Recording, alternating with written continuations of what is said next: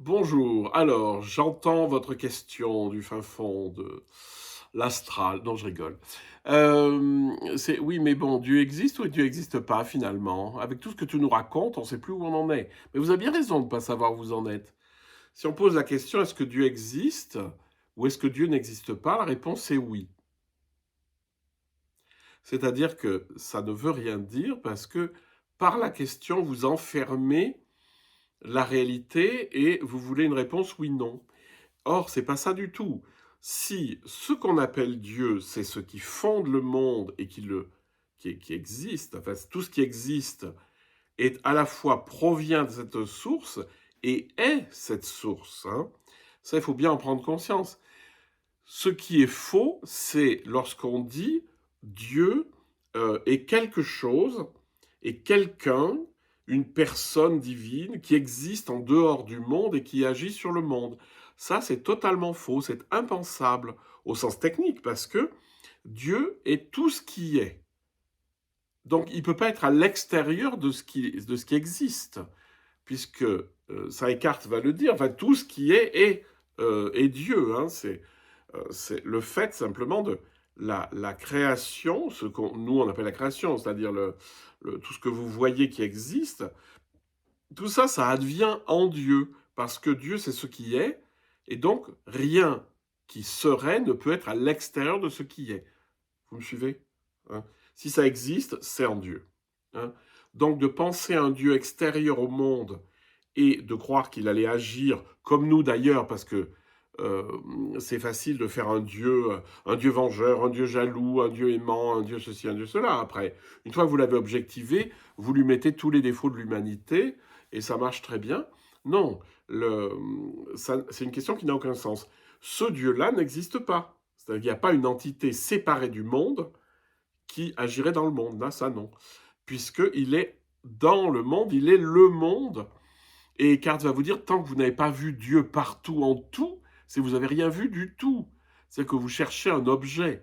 Eh bien, Dieu n'est pas un objet. Dieu n'est ni ceci ni cela. Et tout ce qu'on pourra dire sur Dieu est faux. Donc, utilisez le mot Dieu plutôt comme un nom commun. C'est-à-dire, comme vous dites, ben, je ne sais pas, moi, euh, enfin, oui, j'ai pas d'exemple. Dieu, c'est ce qui est à la source de tout. Mais vous pouvez l'appeler la source, vous pouvez appeler l'origine première, vous pouvez appeler la nature première de tout, et vous serez toujours vrai, hein. Là où vous ne serez pas vrai, c'est si vous l'externalisez, hein. Là, vous allez être vraiment dans un problème. Et donc, il n'y a pas de réponse à la question Dieu existe. Parce que si vous me posez cette question, je vous dirai de quel Dieu parles-tu?